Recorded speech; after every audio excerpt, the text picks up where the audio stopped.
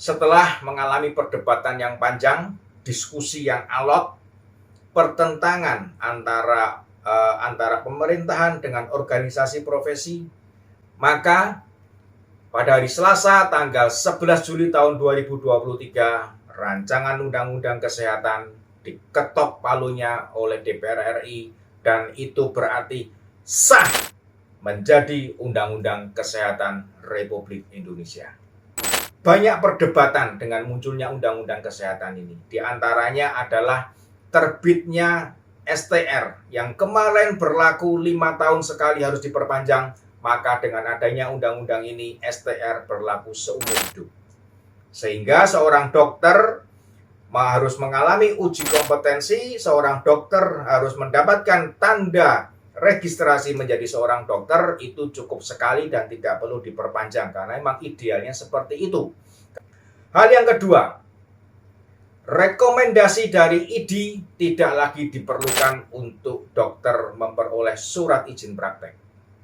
Jadi, untuk mengurus izin praktek cukup melewati 2 tahap, yaitu STR dan tempat di mana dia praktek, dan izin praktek akan dikeluarkan oleh Dinas Kesehatan atau Kementerian Kesehatan. Kemarin, jika seorang dokter ingin berpraktek, maka rekomendasi dari ID ini adalah merupakan sesuatu yang penting dan sangat penting di antara yang lainnya. Tanpa ada rekomendasi dari ID, Anda tidak bisa berpraktek. Hal yang ketiga yang bisa kita sambut dengan gembira tentunya adalah tenaga kerja asing atau dokter asing bisa berpraktek di Indonesia walaupun mereka tidak bisa berbahasa Indonesia. Dari organisasi profesi pada saat itu mengharuskan mereka harus bisa berbahasa Indonesia jika akan berpraktek di Indonesia. Itu memang baik dan itu memang benar. Tetapi jika itu menghalangi rakyat untuk mendapatkan pelayanan kesehatan yang memadai dengan yang dia butuhkan, tentu itu menjadi sesuatu penghalang yang sangat luar biasa dan menjadi sesuatu yang aneh. Seorang dokter dari luar negeri tidak akan mungkin datang ke Indonesia jika dia tidak bisa berbahasa Indonesia. Itu yang pertama, jika dia datang secara pribadi. Yang kedua, seorang dokter luar negeri tentunya akan bisa datang ke Indonesia, berpraktek di Indonesia jika dia mendapat undangan dari sebuah badan atau organisasi kesehatan yang resmi. Contohnya adalah rumah sakit. Dan rumah sakit yang mengundang dia datang ke Indonesia, tentunya rumah sakit ini bisa berbahasa dengan bahasa yang digunakan oleh dokter tersebut. Sehingga jika dokter itu datang dan melayani di sini, maka kendala bahasa tentu bisa diatasi oleh rumah sakit itu. Dan yang terpenting adalah keilmuan kesehatan, keilmuan keahlian dia di bidang kedokteran tentu bisa ditransfer atau bisa digunakan untuk melayani rakyat karena rumah sakit ini sudah mampu menerjemahkan bahasa yang dia miliki. Dan di dalam aturan tersebut masih ditambahkan bahwa pihak pengundang wajib memfasilitasi dokter tersebut agar bisa menguasai bahasa Indonesia. Begitu juga dengan adanya aturan-aturan yang lain, sehingga Undang-Undang Kesehatan ini bukannya membuat dokter-dokter asing akan membanjiri ke Indonesia tanpa ada batasan, tetap oleh pemerintah diberikan batasan-batasan yang lainnya yang harus diikuti oleh para dokter dari luar negeri.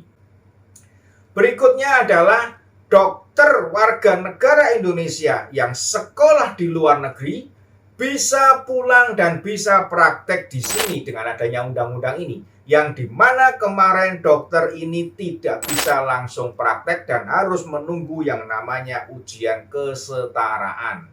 Dalam undang-undang ini, penyetaraan atau yang biasa disebut dengan nama adaptasi tetap diberikan kepada warga negara Indonesia lulusan dokter dari luar negeri. Tetapi tentu dengan adanya kemudahan-kemudahan yang diberikan sehingga mereka yang sudah lulus dari dokter di luar negeri bisa akan lebih cepat berpraktek, dan percepatan ini diharapkan bisa diterima dan bisa dijalani dengan baik oleh para WNI lulusan luar negeri. Karena sebelum ada undang-undang kesehatan ini, mereka baru bisa berpraktek bahkan kadang-kadang 2 atau 3 tahun setelah mereka lulus sebagai dokter dan kembali ke Indonesia karena ribetnya perizinan, ada juga karena terkendala dari apa yang namanya rekomendasi-rekomendasi ini. Sobat-sobatku, dengan adanya undang-undang ini diharapkan mereka bisa lebih cepat lagi mengamalkan ilmunya untuk sesama warga negara Indonesia. Keberatan-keberatan ini akhirnya ditebas habis oleh Undang-Undang Kesehatan, dan pada waktunya nanti kerinduan atau keinginan dari Bapak Presiden Joko Widodo bisa terwujud, yaitu terjadinya pemerataan atau terjadinya pemenuhan dokter spesialis bisa dipercepat karena kebutuhan dokter spesialis sangat mendesak untuk rakyat Indonesia, terutama di luar Pulau Jawa. Dan sobat-sobatku semuanya, inilah yang perlu kita acungkan jempol untuk presiden kita. Ternyata dia memikirkan bukan hanya pemerataan BBM sampai dengan di Papua, tetapi juga pemerataan bidang kesehatan sampai di mana wilayah Indonesia. Dari Sabang sampai Merauke, dari Miangas sampai Pulau Rote. Ada yang aneh pada demo kemarin. Seseorang yang bernama Panji, dia adalah anggota organisasi profesi yaitu IDI di Tangerang, dan kebetulan dia ada di bidang hukum organisasi itu. Dia mengatakan bahwa Menteri Kesehatan itu bukan dokter tetapi bisa mengeluarkan rancangan undang-undang kesehatan. Ini sesuatu yang aneh. Seperti itulah bahasa yang dia ucapkan. Ini hal yang lucu dan yang sangat aneh. Jika kita ingin mengikuti apa kata-kata si Panji ini, maka siapakah Nadiem Makarim? Dia bukan guru tetapi dia bisa menjadi Menteri Pendidikan. Siapakah Sandiaga Uno? Dia bukan lulusan pariwisata tetapi dia bisa menjadi Menteri Pariwisata. Siapakah Joko Widodo? Dia seorang lulusan sarjana kehutanan tetapi dia bisa menjadi presiden. Kalau seperti ini diterapkan mengikuti kata-kata Panji, maka kita membutuhkan perguruan tinggi yang memiliki fakultas ilmu kepresidenan. Di situ nanti akan digodok orang-orang yang akan menjadi presiden harus lulus sarjana ilmu kepresidenan. Mungkin seperti itu maksud si Panji ini. Aneh, dan inilah kenyataannya. Seseorang yang mungkin terbawa oleh emosi sehingga mengeluarkan kata-kata yang seperti itu. Hal yang lainnya yang menjadi perdebatan adalah bagaimana perlindungan hukum untuk para dokter atau tenaga kesehatan jika di dalam sebuah pelayanan mereka mengalami kendala dan mungkin mengakibatkan sebuah kecelakaan yang tidak diingini. Mereka merasakan bahwa undang-undang yang baru membuat mereka semakin terancam. Tetapi sebetulnya ternyata sudah disiapkan oleh pemerintah dan di dalam undang-undang ini justru keamanan perlindungan hukum mereka lebih terjamin. Inilah anehnya. Mereka sepertinya tidak tahu atau mereka memang dibikin tidak tahu atau mereka menerima informasi yang tidak lengkap atau sengaja informasi itu tidak sampai kepada mereka dengan tepat. Dan itu juga diterima oleh para guru besar dari Fakultas Kedokteran sehingga mereka sampai mengirimkan petisi baik kepada Presiden Jokowi maupun kepada Ketua DPR yaitu Puan Maharani. Menteri Kesehatan mengatakan bahwa perbedaan itu pasti ada dan mari kita sampaikan secara baik-baik. Dan dia juga menyesalkan kalau ternyata guru besar menerima kabar hoax sehingga seolah-olah undang-undang kesehatan ini mempersulit dokter atau menekan kedokteran atau menekan tenaga kesehatan. Organisasi profesi dan beberapa dokter yang merasa tidak setuju tetap akan menempuh jalur hukum dengan melakukan judicial review atau bahkan merencanakan mogok nasional. Jika hal ini betul-betul dilaksanakan dan jika ada dokter yang betul-betul mogok tidak melakukan kewajiban dan tanggung jawabnya sebagai tenaga kesehatan, maka hal itu menandakan bahwa mereka sudah menyalahi apa yang namanya sumpah jabatan. Sumpah pada saat mereka lulus dari kedokteran di universitas dan juga sumpah pada saat mereka akan terjun ke masyarakat. Sobat-sobatku semuanya, Untuk hal ini perlu diteliti apakah dokter itu betul-betul dokter ataukah hanya sekedar dokter yang ingin mencari kesempatan di tengah-tengah penderitaan rakyat.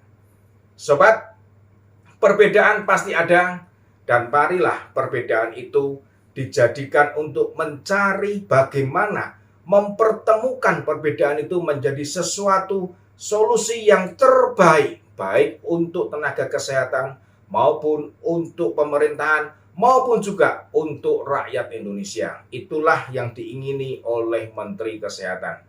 Ketakutan dari organisasi profesi, jika rancangan undang-undang kesehatan ini disahkan dan menjadi undang-undang kesehatan, maka akan terjadi overload tenaga kesehatan. Sobatku semuanya, kata-kata overload tenaga kesehatan ini sebetulnya sangat aneh jika kita melihat seorang dari organisasi profesi bisa mengatakan hal yang seperti itu. Data Kementerian Kesehatan mengatakan bahwa masih ada kekurangan jumlah dokter maupun dokter spesialis, sejumlah bukan hanya 1 atau 2 orang tetapi puluhan bahkan ratusan ribu. Jika itu diambil sesuai dengan kecukupan yang dianjurkan oleh WHO, yaitu 1 dokter untuk 1.000 jiwa, untuk 1.000 orang. Sobat-sobatku semuanya, hal ini menegaskan apa yang dikatakan oleh Menteri Kesehatan, bahwa jika rancangan undang-undang ini disahkan, maka tentu tidak diterima oleh yang namanya para pemain. Apakah memang ada pemain di bidang kesehatan di Republik ini? Pada waktunya nanti, maka akan terjadi seleksi dokter. Dokter yang berkualitaslah yang akan mendapatkan pasien, dan dokter yang tidak berkualitas tentunya akan hilang dengan sendirinya. Tidak perlu takut terjadi overload dokter, tidak perlu takut terjadi overload tenaga kesehatan. Dan kualitas akan dibutuhkan dan tidak perlu ditakutkan overload kuantitas. Kualitas nantilah yang akan menentukan jumlah dokter yang ada di Republik ini. Salam Obidantos.